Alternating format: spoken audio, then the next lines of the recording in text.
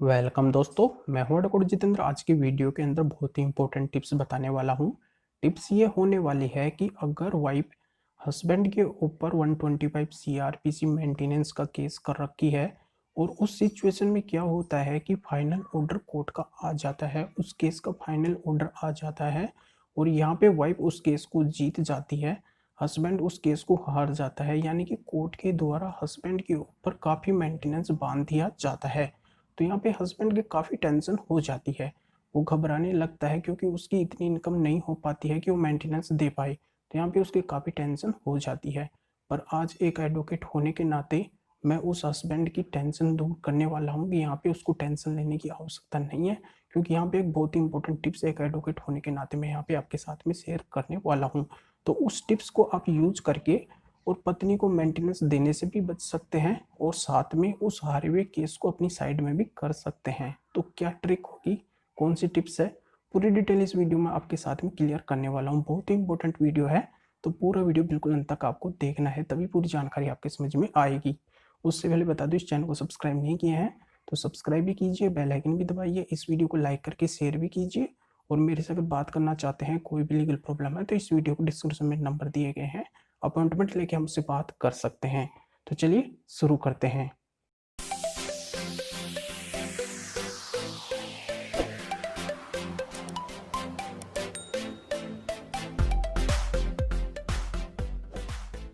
तो दोस्तों यहाँ पे क्लियर कर दूं, उस हारे हुए केस को हस्बैंड किस तरीके से अपनी साइड में कर सकता है।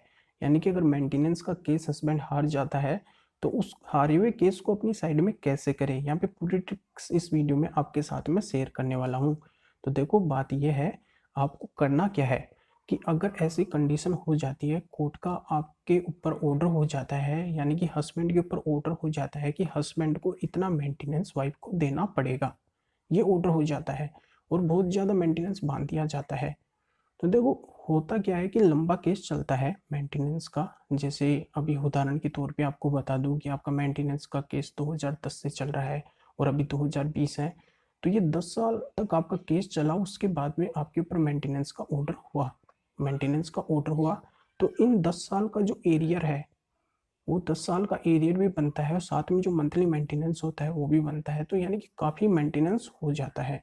तो यहाँ पे काफ़ी टेंशन हो जाती है हस्बैंड की, क्योंकि टेंशन होना भी वाजिब है, क्योंकि लंबे टाइम का केस है और लंबे टाइम से जो एरियर है वो बकाया है, वो एरियर चुकाना होता है और मंथली जो मेंटेनेंस होता है वो भी देना होता है। तो यहाँ पे फिर हस्बैंड को क्या करना है कि जब मेंटेनेंस का ऑर्डर हो जाए हस्बैंड के ऊपर, तो उस सिचुएशन में एक क्रिमिनल रिवीजन हस्बैंड को डालनी चाहिए। अब क्रिमिनल रिवीजन हस्बैंड को कहाँ पे डालनी चाहिए, ये भी मैं यहाँ पे क्लियर कर देता हूँ कि अगर प्रिंसिपल जज फैमिली कोर्ट का ऑर्डर हुआ है हस्बैंड के ऊपर, तो उसको क्रिमिनल रिवीजन सीआरपीसी 397 401 के तहत वहाँ पे हाई कोर्ट में जाना चाहिए। क्रिमिनल रिवीजन डालने के लिए हाई कोर्ट में जाना चाहिए। और अगर एमएम कोर्ट का ऑर्डर हुआ है, एमएम कोर्ट का अगर ऑर्डर हुआ है, तो उस सिचुएशन फिर सेशन कोर्ट हस्बैंड को जाना चाहिए क्रिमिनल रिवीजन डालने के लिए। तो अब क्या होगा, हस्बैंड क्रिमिनल रिवीजन तो डाल देगा, पर होता क्या है कि इस क्रिमिनल रिवीजन का रिजल्ट आने में, क्रिमिनल रिवीजन को क्लियर होने में यहाँ पे 3 से 4 साल तक भी लग सकते हैं। तो क्या 3-4 साल तक हस्बैंड को वो मेंटेनेंस देना पड़ेगा या फिर वो जेल जाएगा मेंटेनेंस नहीं देगा, तो होगा क्या, फिर यहाँ पे आके भी एक टेंशन हो जाती है। तो यहाँ पे इस टेंशन को मैं दूर करने वाला हूँ कि यहाँ पे आपको कौन सी स्टेप अपनानी चाहिए। जब आप क्रिमिनल रिवीजन वहाँ पे डाल दें, तो फिर क्रिमिनल रिवीजन डालने के बाद में जो विपक्ष पार्टी है, यानी कि वाइफ साइड, वाइफ के पास में वो जाएगा, नोटिस जाएगा वहाँ पे, एक नोटिस वहाँ से इशू होगा, वो नोटिस वहाँ पे जाएगा। तो आपको क्या करना है कि जब वो नोटिस जाए, तो नोटिस के साथ में आपको स्टे लेनी है, आपको स्टे लेनी है। अगर आप स्टे ले लेंगे मेंटेनेंस के ऊपर, तो आपको मेंटेनेंस भी नहीं देना पड़ेगा और यहाँ पे आप जेल जाने से भी बच जाएंगे। तो आप स्टे कैसे लें, अब यहाँ पे मैं ये भी क्लियर कर देता हूँ कि आपको स्टे कैसे लेनी है। जैसे आपका जो एरियर बना है, काफ़ी लंबे टाइम से आपका केस चल रहा था मेंटेनेंस का, लगभग 10 साल हो गए आपके मेंटेनेंस के केस को चलते हुए, तो उसमें 10 साल का एरियर आपका बन गया, यानी कि काफ़ी एरियर हो गया और साथ में मंथली मेंटेनेंस हो गया, तो कई लाखों रुपए का मेंटेनेंस आपके ऊपर हो गया है।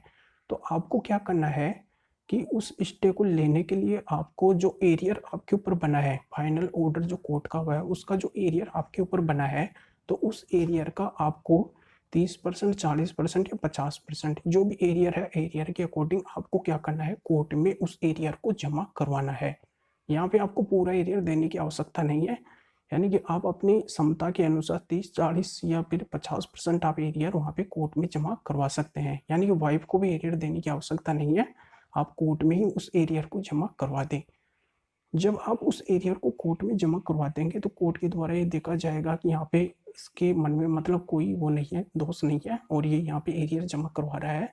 तो उस एरियर को अगर आप कोर्ट में जमा करवा देंगे, यानी कि 30, 40, 50% जो भी आपकी क्षमता है उसके अकॉर्डिंग आप उस एरियर को जमा करवा देंगे, तो मेंटेनेंस के ऊपर स्टे मिल जाएगा। यानी कि हस्बैंड को, वाइफ को मेंटेनेंस भी नहीं देना पड़ेगा और यहाँ पे उसको जेल में भी नहीं जाना पड़ेगा।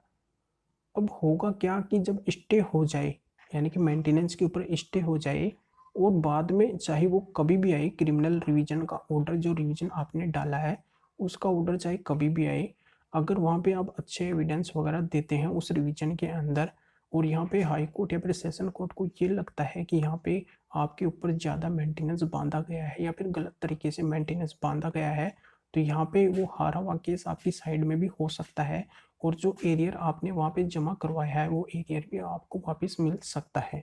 तो ये यहाँ पे हो सकता है आपके साथ में, यानी कि अच्छा आपके साथ में हो सकता है। अब एक गुड न्यूज और आपको इसमें मिलेगी, वो गुड न्यूज ये है कि जब उसके ऊपर स्टे हो जाएगा मेंटेनेंस के ऊपर, तो स्टे होने के बाद में क्या होगा कि जो विपक्ष पार्टी है यानी कि वाइफ है, वो क्या होगी, काफ़ी टेंशन में आ जाएगी, क्योंकि यहाँ पे स्टे हो चुका है। अब इन फ्यूचर क्या पता क्या रिजल्ट आए, कोर्ट का क्या परिणाम आए, यहाँ पे उसको मेंटेनेंस नहीं मिलने वाला है। तो दबाव में जो विपक्ष पार्टी आ जाएगी तो वो सेटलमेंट करने के लिए भी तैयार हो जाएगी।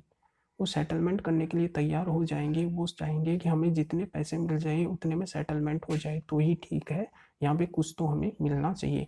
तो वो क्या है कि एक सेटलमेंट के लिए राजी हो जाएंगे, और फिर क्या होगा कि यहाँ पे हस्बैंड को वाजिब लगे कि वो इतना मेंटेनेंस उसको जो सेटलमेंट में दे सकता है, वो सेटलमेंट के थ्रू एक साथ मेंटेनेंस देके और उस केस से मुक्ति पा सकता है परमानेंटली। तो ये बहुत ही अच्छे ट्रिक और टिप्स है, हर कोई नहीं बताएगा आपको ये टिप्स और ट्रिक, क्योंकि एक पर्सनल एक्सपीरियंस है मुझे, मैं ऐसे ट्रिक्स का यूज करता रहता हूँ। आए दिन मेरे पास में ऐसे केस आते रहते हैं जिनका मैं सॉर्ट आउट, उनका सॉल्यूशन मैं इस तरीके से करता हूँ, माइंड के तरीके से। तो ये इस तरीके से आप इस ट्रिक को यूज कर सकते हैं। और अभी भी अगर आपको और भी कोई बातें पूछनी है, कोई भी लीगल प्रॉब्लम है, कोई भी अभी आपके माइंड के अंदर कंफ्यूजिंग है, तो मेरे से अपॉइंटमेंट लेके आप मुझसे बात कर सकते हैं। इस वीडियो के डिस्क्रिप्शन में नंबर दिए गए हैं। अपॉइंटमेंट फीस कोई ज़्यादा नहीं, बहुत कम फीस रखी है मैंने अपॉइंटमेंट की, वो फीस पे करके और आप अपॉइंटमेंट लेके और मेरे से कॉल के ऊपर बात कर सकते हैं। कोई भी लीगल प्रॉब्लम है उसका सॉल्यूशन पा सकते हैं। तो ये पूरी जानकारी आपके समझ में आ गई होगी, तो इस वीडियो को लाइक करके शेयर कर दीजिए जो और लोगों को भी इस जानकारी का पता चल सके। तो फिर आगे मिलेंगे आपसे नए वीडियो नए टॉपिक के साथ में। आप सभी का बहुत बहुत धन्यवाद।